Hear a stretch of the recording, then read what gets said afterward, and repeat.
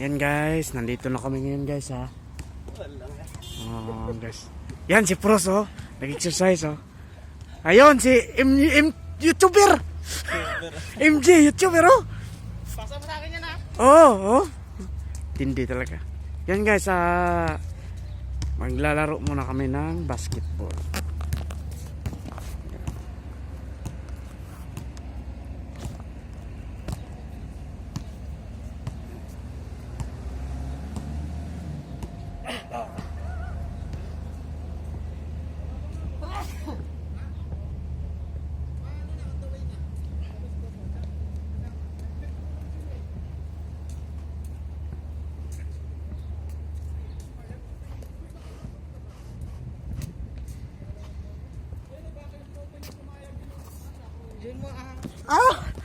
Ayan ba? Ayan.